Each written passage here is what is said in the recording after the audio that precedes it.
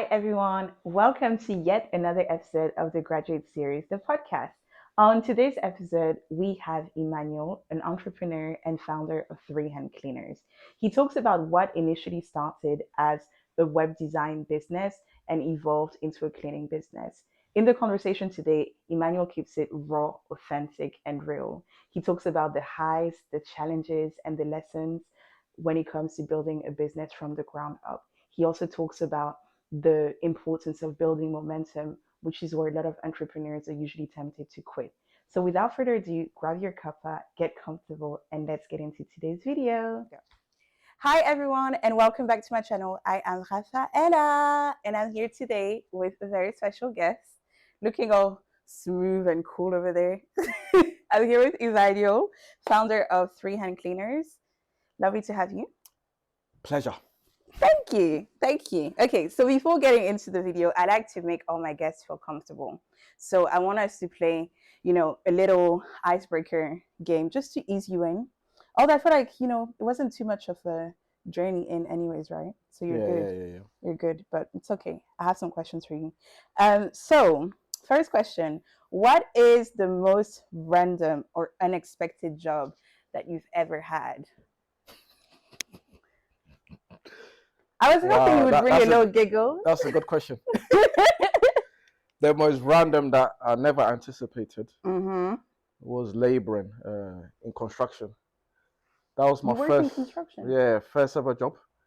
I kind of fell into it at that time in secondary. If I know it was a secondary school, just where we transitioned to college. Yeah. So yeah, that transition. I had a friend that was working, earning good money, and I was just like, yeah, I want to earn some money, and that's how I fell in.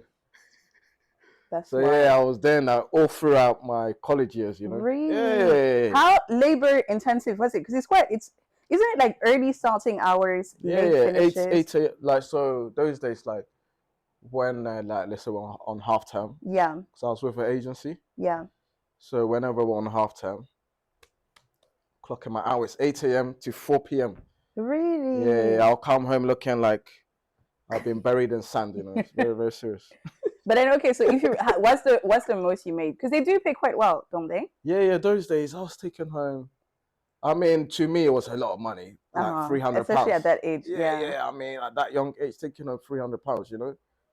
300. Yeah. It wasn't bad, Didn't they scam you? 300. I've heard people make more now.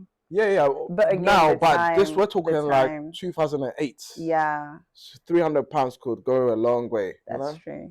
Whereas so in my mind was inflation, going towards all the drip, as they say. The nice garments, looking good. I don't know where all that money went. Wow. I could have bought at least something decent, like a car. But anyway. You know what? We live and we learn. Yeah. Spoil a little, then a few years later, you look back and you're like, hindsight. I don't know. Where did all that money go? But wow. Okay, cool. And I like that you said construction because obviously you're in cleaning and those are quite like specific like industries and crafts, but we'll get into that during the conversation. But my next question for you is, what has been bringing you joy recently outside of work? So I'm not talking about all the contracts, all the money outside of work. What has been bringing you joy? Outside of work, what has been bringing me joy? That's a very hard question. Really? But I mean, I guess the source of joy is God, is it? Yeah. So aside from that, I mean, what else brings me joy? Yeah. I mean, food? Joy is from food does. Especially on your story, I think you show us a lot of food. I'd like to think food. Oh wow! I was looking at because I budget. I track all my expenses, right? Mm-hmm. So I was looking at just this month that ended, April ended, and I was looking at how my income and expenses, the ratio, and how my expenses, money wise, how my expenses panned out, and shockingly, like, at least 10% of my income went towards. Really? Yeah. So I need to cut that down. That's a whole tithe. That is brilliant. That is brilliant. My tithe. That's crazy. That's crazy. Yeah, I need to That's repent. brilliant. Somebody going towards eating out. Nah. That's crazy. Well, at least is it good food? Because there's nothing worse than like if you get food and it's not actually good. Yeah, I mean, of course I travel. I'm all over London, so yeah, I don't. I could just stop anywhere random. Life it looks good, you know. But yeah, it's very, very serious. You know? I had to cut down on my takeaway expenses. Yeah, I was looking at where the money was going. I was looking at inflation. I said, yeah, we need to cut it. We need to cook, meal prep. Absolutely. But hey, if it brings you joy, that's what matters, you know? But anyways, are you feeling comfortable? Are you feeling relaxed? Yeah. Also, I realized like I started it and I didn't really give you an opportunity to like introduce yourself. So do you want to do that now? Well, my name is Emmanuel Boating, and yes, my lovely friend Rafaela, gave me this opportunity to come on here and just share a few remarks on my journey thus far in business pertaining to what the graduate series you said. Mm-hmm. So yeah, that's the nutshell. Thank you. Well, it's amazing to have you here once again and talking about your journey. So let's dive into it. So I think it'll be good to talk about obviously like early career and stuff like that. So growing up, what did you see around you in terms of like work, in terms of ambition, success? And then do you feel like what you saw shaped then what you went on to do? To be frank with you, I come from a working class background, so that's all I've been around. Yeah. All my life till date. As I wasn't really exposed to success. I mean, obviously, success is in the eye of the beholder. Yeah. But when we talk about success, I like the opulent life, the luxury, and lifestyle, so to speak. And so in terms of exposure, I didn't have much exposure. Do you want to carry on? I mean, you could, but then also you said obviously that you didn't have much exposure. But then in a way, if all you see is obviously people working hard, then surely that kind of shapes that value in you. Yeah. So I mean, credit where credit is due, right? My dad. My dad was extreme hard worker. Like, wow, he was a delivery driver at that time when I was growing up. He used to work like graveyard shifts, so like he was basically the newspaper. Yeah. So what they used to do, I think I actually worked with him one time actually, just to see what he gets up to. Like, yeah. This guy, he doesn't sleep at night. Like, bro, like, what you do? Like, are you Batman? So I think it's just like the assortments, right? Right. So they do assortment in the warehouse. Yeah. And for the afternoon guys to now go and do the delivery. So yeah, that's what he was doing. And matter of fact, even sometimes he worked day shifts and night. Wow. So I'm just like, so watching that made me really value hard work. And I suppose I picked that up just by osmosis. Exactly. They say monkey see, monkey do, right? Yeah.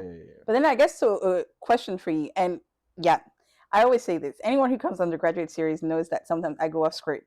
But, we're having a conversation. So as it flows and the questions come in, I'm the student, you're the teacher today. So please help me understand. So obviously that instilled the value of hard work. But in the same breath, was he sometimes absent, and did that make you feel like, okay, so growing up, for example, I don't want to do the morning shifts and the evening shifts because I want to be present for my children a little bit more, or did that just not have any impact at all? I mean, to be fair, all I ever saw him was just work. Yeah. And obviously there wasn't much engagement with the family side of things. Yeah. In terms of what I mean, it's like you work, Yeah. you come home, you maybe want to converse with your children. Yeah, that aspect wasn't there. Exactly. But at least food was on the table. Hey. Because he worked. Yeah. So I thought, I'll do likewise. And you like food. I'll do likewise. So yeah, I mean, yeah, the value was instilled in it. That's the point of this. Yeah. Okay. I love that.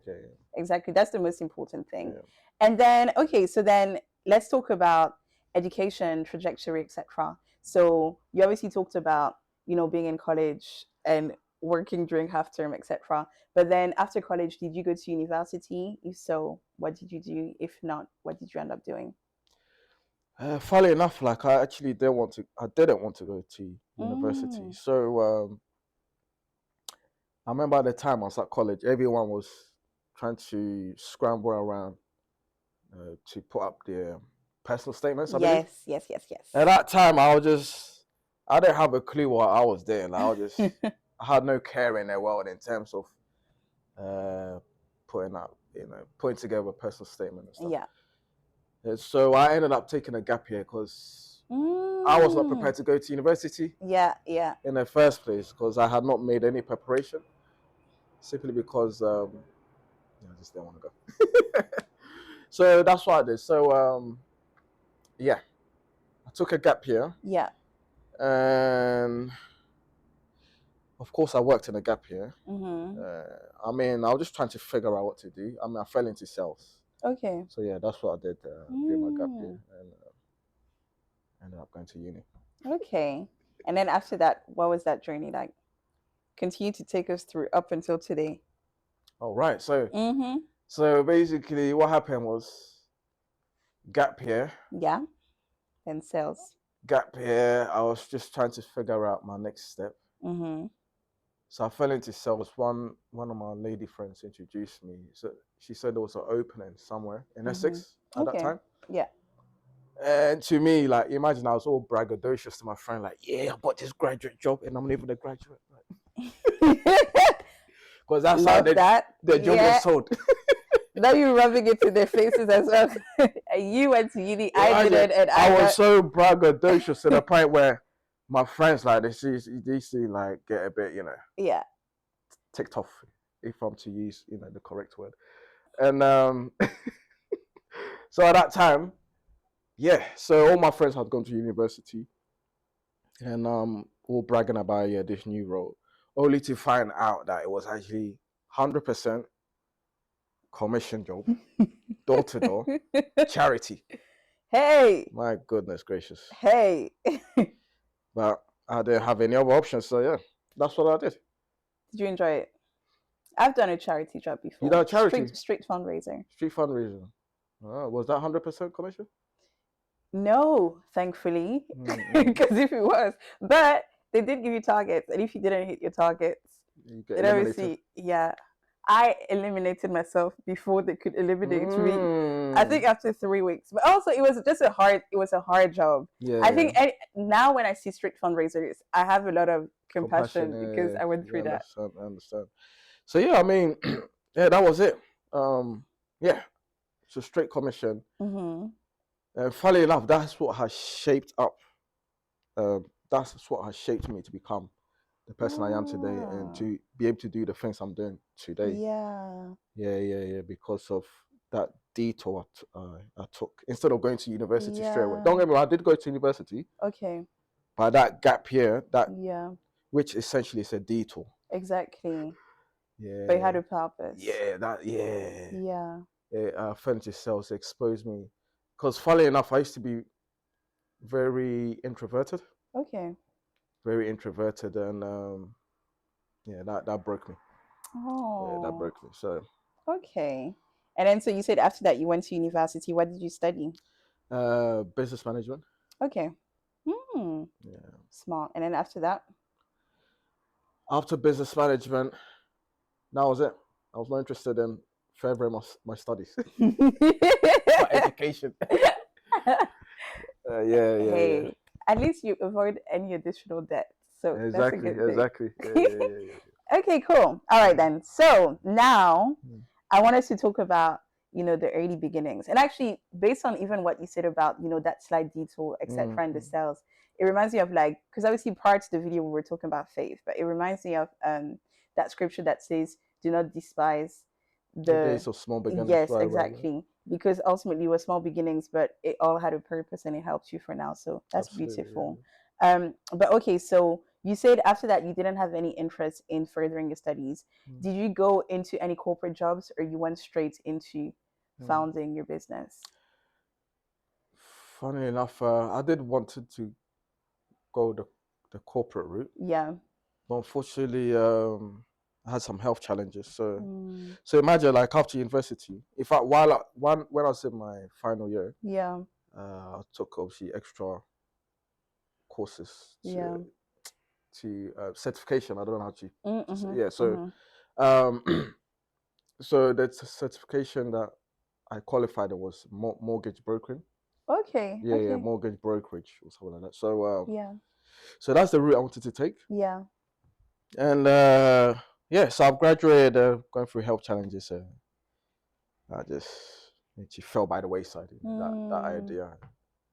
Yeah, and I've just been fumbling since then. Not the family. Emmanuel, behave. I'm kidding. But yeah, I didn't obviously go into corporate straight away. It Yeah. was later on. Yeah. Okay. Yeah. And then so what then made you then get to the stage where you really felt like you crossed that line from, working in corporate or working, on a day-to-day job and feeling like, no, I want to start something of my own. When did that revelation come in?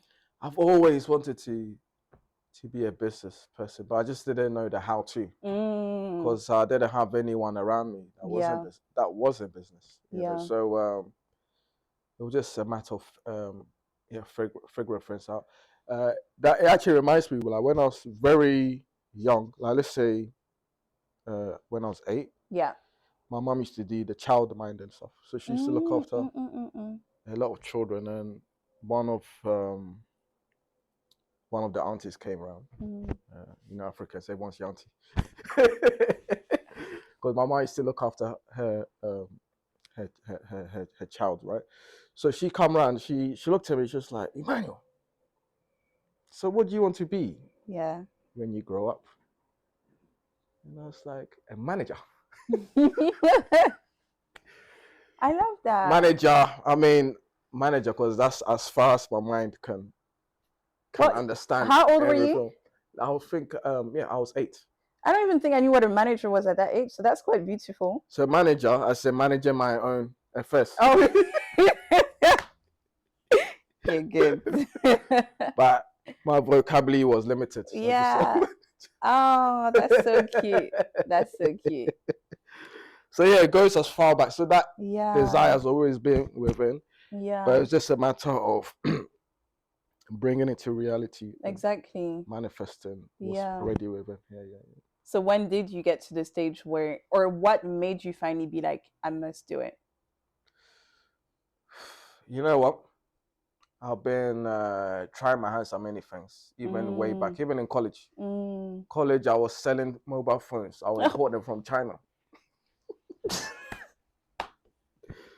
And that's what the joke is. I'll import them from China. Forget about construction. That is random. How did you get the phones from China? That's the story for another day. So imagine at that time, there were some phones that were, I can't remember the model. Mm-hmm. That was like one of the latest gigs in town. Yeah. So imagine like, I found a source, or let's say a connect in China. And I told everyone like, yeah, I'll get you this phone for this price. So imagine like, yeah, I had obviously garnered interest, like people wanted the phone, blah, blah, blah. Mm-hmm. Giving me money in advance, like, yes. And they just put it this way, contraband. Anything from China, you can only, you already know where it's leading to. Mm-hmm. So that didn't work out, Obviously. And imagine that the people are already giving me more money, and I've gone to buy these phones. Yeah. Only to find obviously they're not, legitimate and completely off the scale. Like it's not even functionable. Wow. Functionable phone. So yeah, I've been trying many things. Yeah. And yeah, it's just like maybe the latter part of my life that I found my niche. This is that it. makes sense. Yeah. Okay. And then out of all the different paths that you have chosen, I talked about construction earlier. You could have done plumbing. There's so many different like very niche areas, but that are in really high demand, but you chose cleaning. So what was the reason for that? Was it that you were unintentionally extremely good at it from growing up, or was it that you had a specific interest? What made you go for that path?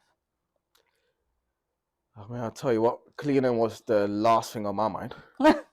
Never would I had imagined cleaning, a whole Yeah, graduate. What are you doing with yeah. cleaning?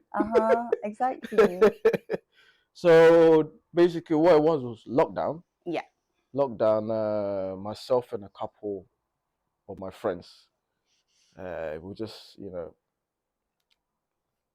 trying to figure out what to do. Like in terms, obviously, we out there. They have the privilege of getting the the pay severance. Furlough. Was it furlough? Fairly, I didn't have that privilege, nor did Yeah. my other friends. So after just bouncing off of each other in terms of what to do, like in terms Yeah. of ideas, we come up with a plan to do website designing. Okay. So I know it's probably gonna get to the stage. So how did you pick up the name? But Oh yeah, I'm gonna ask you that next. How did you know? How did you know? I kind of sensed it. Anticipated. Yeah, I sensed it coming. So yeah, so that's what it was during lockdown. Website design. So yeah, website designer, right? Yeah. So that's what we're doing. I mean, we managed to, because I don't have any background in tech more than my friends. So just basically winging it. Just winging it along. All we had was sales ability.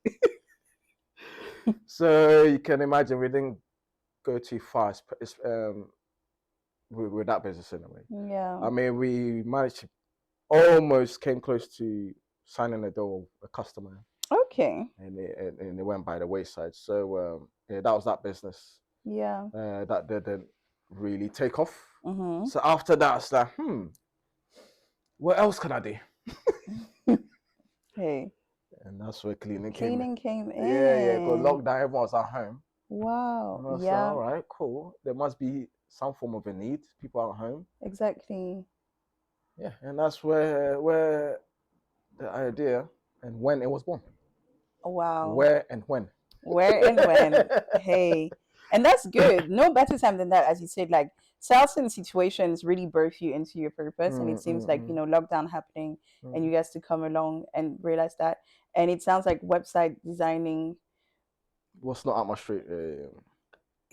At some point, I feel like you would have needed to have some qualifications and not just winging it. So, we thank God that you went down the cleaning route instead. I mean, funny enough, recently I was trying to get into tech, like all the coder stuff. And it just goes over my head. Right over your head. Yeah, just like some people, there's just certain things it's just not for you. Yeah. Yeah. Some people are born with an innate ability to do certain things. Yeah, and tech is not it. Yeah. Tech is not it. Hey, and sometimes you have to accept it. Yeah. And just let it go. Not waste your time. Not waste your time. Just accept, it's not for me. Yeah. I'll just look at it, I beg That's funny. But okay, so you touched upon ThreeHand Cleaners. Yeah. So where did the name come from? Yeah, so ThreeHand Cleaners. Three of you guys? There's three of us. That's it? 3 hands. 3 hands. I'll put my hand, you put your hand, and then you put your hand. 3 hands. Oh. So it was called ThreeHand Design. 3hand Design. Yeah, because we were doing design websites. So you're really stuck to that 3 hand. You said we must have it. So that 3 hands. So my current Instagram for my business page, initially it was for websites. Yeah, so I had built a following for website design and all that stuff. So the page was revolved around that. Yeah. And then I transitioned it. So when I started the cleaning page, I already had maybe 300 plus followers already. Okay. Yeah, so just migrating. Exactly. Out of it was 3 of us, right? Out of that 3, one of them was the English guy. And he's the one that planted the seed. He gave me an idea where you don't necessarily have to. Basically, how should I put it? So let's say, okay, I'm going into cleaner, right? I can go and get the jobs, the clients, Mm-hmm. and pass it on to someone else to go and do the job. Mm-hmm. Mm-hmm. That idea came from him, Mm. and I ran with that idea. Because all along I've been trying to find a way to really launch myself in business. Yes. So when he said this, because initially that's what we was doing for the website, because none of us Yeah. had the Scooby Doo. Like, Exactly. our way around, like, all the code and stuff. We didn't know. Yeah. But one thing we did know how to do was get customers. Hey. So that's what it was. So we obviously applied it to the website design world, the tech Mm-hmm. world. But I believe if we had stuck with it, we would have really gone somewhere by now. The website design. Yeah, Yes. yeah. Okay. Okay. And other things like apps. Yeah. Yeah, I think. Yeah, we fumbled. Because you could have gotten the workforce. Yeah, do, we and then, fumbled. yeah. Yeah, in terms of getting the people, that's the Yeah. problem. I would have arranged that. Yeah. But I think, yeah, we fumbled. Because by now, it would have really, we would have had an office behind us. Canary Wharf. Well, you can still have an office.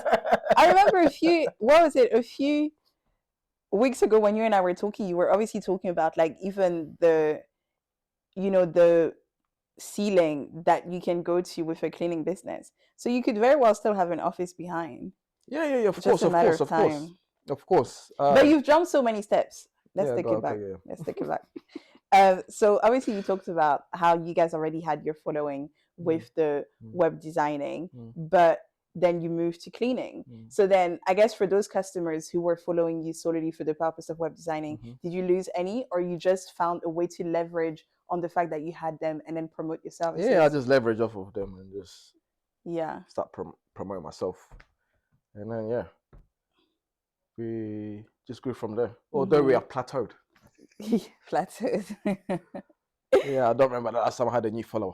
Yeah, really. Maybe because those days I was really trying, like, I'll send people Exactly. DMs. Yeah, Like, it just be a maybe.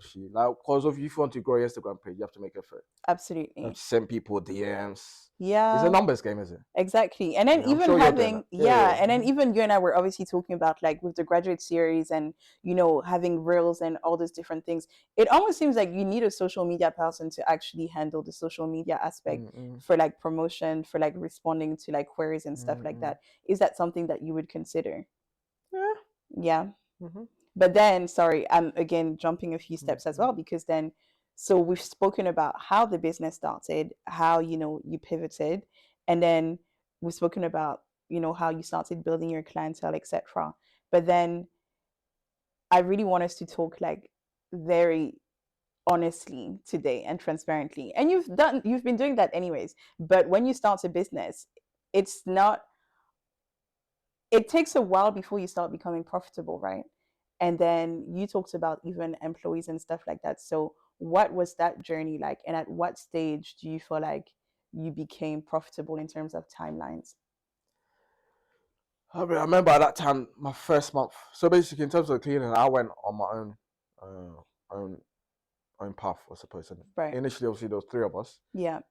And I guess double T, they were just not serious. There was not they didn't have that hunger. Yeah, business savvy as I was. So Yeah. I just left them behind and went on my own path. But first month in business, I think we did 4,000. Generate £4,000. Okay. And that made me a bit, puffed up, chest out. I can do this. Did you not learn from the sales job? You started again. So yeah, that's what it was. Yeah, when I saw that, I was like, right, cool, there's proof of concept. And yeah, since then it's just been an upward trajectory. Yeah. Although we've not been seeing those days, like I think the tenacity that really went at it. Yeah. Yeah. And at that time, because everyone's at home, it was very like my marketing was very serious. Okay.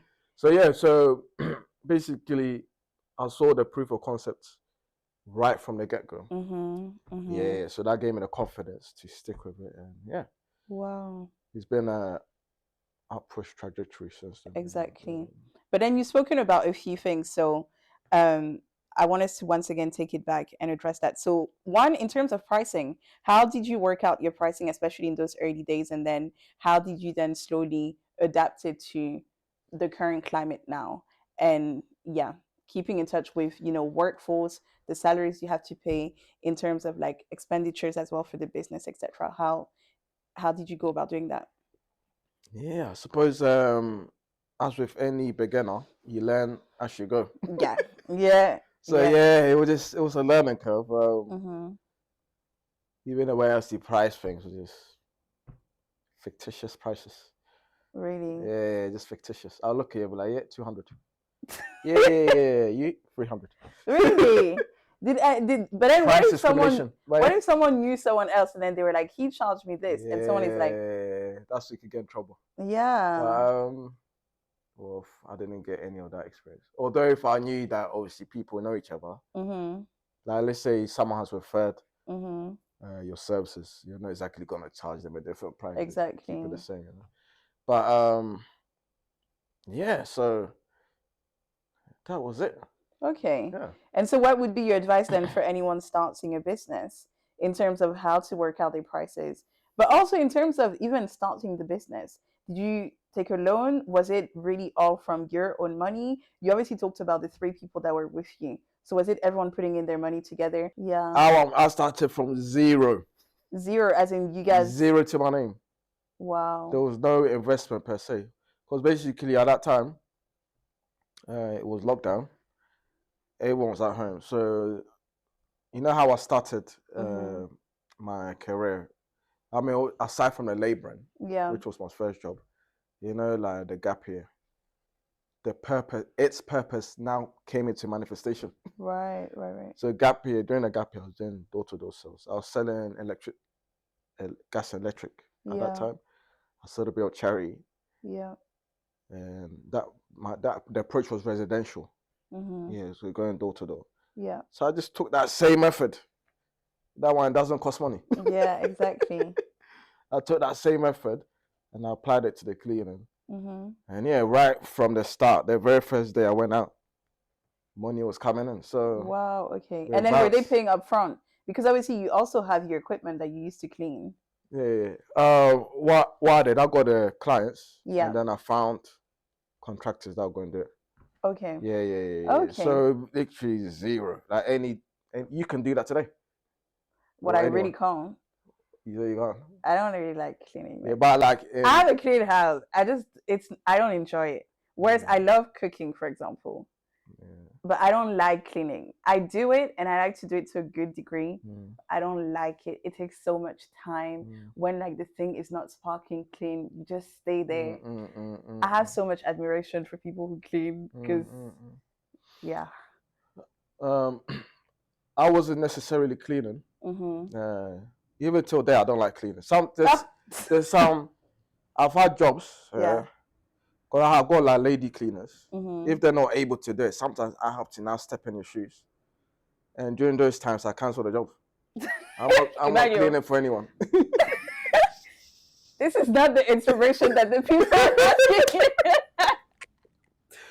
But the point I'm trying to make is you don't necessarily have to work in the business. Yeah. You can work on. Exactly. Yeah. But basically, I want to say, I would love to work in the business, but just don't send me as a cleaner. Maybe send me as like as an admin person. Oh, that's amazing. Ooh. Yeah. Yeah, I mean, we have a role for you here. If y'all don't see me on the graduate series, just know where I'm working. Okay. Okay, cool. So you kind of talked about, so you talked about clientele, you talked about pricing. And then I suppose you also talked about momentum and really that like gas that you had before and you feel like now you've kind of plateaued. Why do you feel that has happened? That's question number one. And question number two, you posted on your Instagram yesterday about momentum and how there's a certain stage where your business gets to and then it has momentum to keep going, but a lot of people quit beforehand. Why do you feel like that's the case? I mean, what I meant by momentum, just to put in perspective, for instance, like when you're driving, let's say you're driving on the highway, like motorway. I hate that. Or driving on the highway. I hate it. Really? I don't like driving fast. Yeah, my mom's like that. Yeah. She'd rather let me go and drop it off somewhere. She That's does not like driving honestly, alone, or man. finding the routes like around the motorway. I don't Yeah, like. is Yeah, it? I don't like it. I think like if you're risk averse, that's what it is. I Yeah, am risk my mom averse. is very, Yes. very risk averse, you know. And that's me. I know I'm digressing. Like, she wasn't really fond of me, you know, going the Mm. entrepreneurial Mm, mm, self-employment mm, route mm. because she's risk averse. So she was just Yeah. projecting her way of things Her. onto Yeah, me. Yeah, yeah, yeah. absolutely. Yeah. But where was I before I lost my? So when you're driving on the highway, So yeah, so in terms of momentum, yeah. like when you're driving a highway, like you know when you've driven to a speed, you can't even take your foot off the gas. Mm-hmm. Take it like your foot is not on the gas or nothing, and the car is still Yeah. moving like even past the speed limit. What do you call that? Momentum. What I call that But- is illegal. But hey. When you driven to a point now, momentum, the power of momentum has now taken over. So yeah, most people don't allow themselves to get to that stage in business where Right. you show up every day, build a clientele. Yeah. They get to a point like as I was walking here, like I told you, free text messages Exactly. from different clients. Yeah, we want this one down, this one. But that's not how it started initially. Yeah, yeah, yeah. But I have built myself to that point where now momentum. Exactly. I don't have to put in as much effort Mm-hmm. as I was when I was starting out. So that's what I mean. Yeah, yeah, yeah. Okay. And then in terms of then, it takes a lot of sacrificing, and now you're seeing a reward for your labor and, for your hard work, your resilience. But then in those moments when you felt like it was difficult or there were challenges, what kept you going? And what would be your advice for another entrepreneur out there? Yeah, just keep going. Ah, Yeah, literally, like, don't get me wrong, girl. There are gonna be days you want to quit, yeah. even till even now. Like, there's certain days I'm just like, oh, what am I doing to myself? But I've come too far. Mm, Yeah, I've come too far. Like sometimes when I look back, I'm like, yeah, where I am now, there's no going back. Yeah. Because sometimes I look at my income statement now yeah. and I compare it to my previous workplace. Mm-hmm. I'm like, mate, I'm earning more than I was. Mate, there's no way I'm going back. Yeah, yeah, yeah. So yeah, it's like I've come too far to quit. So my advice to obviously any entrepreneur, obviously you know the vision you have in your head. Mm-hmm. Yeah, just keep pressing on. Fight a good fight. Fight the Yeah, good fight. eventually. Yeah. But most importantly, obviously attain the right skills. Like the scripture you mentioned, is it? Mm-hmm. A skilled person will prosper. Exactly. The key word is skills. Get the skills. Skills, exactly. The skills pays the bills. Bars. Attain the skills, my friend, and you will prosper. Oh, okay. And then my final question, because you've kind of answered the one that I would have had as the last question, but then my final question is in respect to like competitors, and how do set yourself apart from other competitors, or how do you deal with that competition in the field? I mean, with cleaners, mainly like obviously price, and yeah, you just have to. Yeah, it's more. Sometimes you just have to charge less, Okay. or just do better quality. But when you're trying to break in, Mm-hmm. yeah, I think it's just price. Yeah. There's no other way, Mm. You just have to charge less than the other guy. Wow. But then at least I guess the more frequent that client may become, actually you may be able to make up over time, because with pricing, as you said, or with anything else, you can think about, yeah, you get a short-term deal or whatever else, and that's great, you make that amount. But then if you get a long-term deal, that would be much better, isn't it? But I also really like what you said earlier before we started the conversation about faith and favor. You talked about favor, and I suppose that's what will help you stand out from your other competitors. But I just wanted to give you an opportunity to even bring that in, because you talked about the Harvard study. Was that it? Yeah. And then what was the percentage of people who basically said that like faith was at the Yeah, so the Harvard Business Review Yeah. conducted, or it's a university conducted that research, but that research featured in Harvard Business Review. Mm-hmm. A survey was carried out, I think 1,700, so that's 1,700 respondents, and I think it was business. I can't remember to be precise. Yeah, yeah, but I know it was business related. Hence why I was in Harvard Business. yeah. Harvard Business Review, and what their findings was that people that are in business are more. They tend to lean more towards things pertaining to faith and God. Yeah. Because I mean, I can totally understand why though. Absolutely. We face a lot of uncertainties. So right now we started a new month. I can't tell you exactly how much I'm gonna earn this month. There you go. You need God. Yeah, that's the reality. Meanwhile, I have fixed costs. Yeah. The fixed doesn't care if I didn't have a good month. Whereas like when you work in corporate, right, this is your set, man. You can relax, Absolutely. Like Monday's bank holiday. Chilling. Work is the last thing in mind, right? Hey. You're real because at the end of the month, you know what's coming this in. is what's coming in. Whereas me, yeah, I couldn't tell you. Wow. I can project, yes. I have targets, yes. So this is where now faith. Absolutely. Because we are walking by faith. That's it. So it makes sense why a lot of the business people said that. Yeah, they graduate. Even the ones that are acclaimed atheists, they still lean towards something. Yeah, exactly. Yeah. You find some of them are part of secret societies and all that stuff. Absolutely. Yeah, supernatural stuff. But yeah. Wow. Okay. Well, thank you so much for taking the time to come today. I think this is a good place to end. Obviously, bringing in the faith aspect, I really pray that your business will continue to be favored. Amen. That by reason of God's favor, many more doors of opportunities will open. Many new deals will come in. Amen. And I'm excited to then see you break into that commercial space, and then maybe in the future you can come back to talk to us on the graduate series about more tips into how to maneuver that. But I really love the conversation today as well, in terms of I think at the core of you were always an entrepreneur from the sounds of it, from being a child and stuff. And it's amazing to see then how, despite all the other things that you try to do, be it being in university, even business management, obviously, but also all the other things really led to this moment. And that's really encouraging. So yeah, thank you so much. But I want to give you an opportunity as well to plug yourself for the people. So your socials, your business, anything else, so that, people listening to their watching could follow you.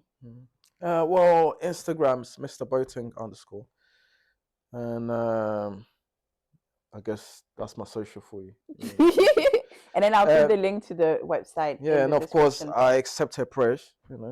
I don't need to mention this, but the quotations I've sent this month, the prayers, will come in handy for the contracts. So, yeah. Absolutely. Well, you said 3. You want to know how much the contracts are? Said I wanted to behave myself. Okay.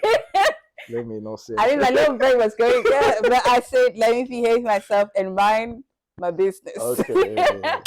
But yeah, anyways, guys, thank you so much for tuning in today.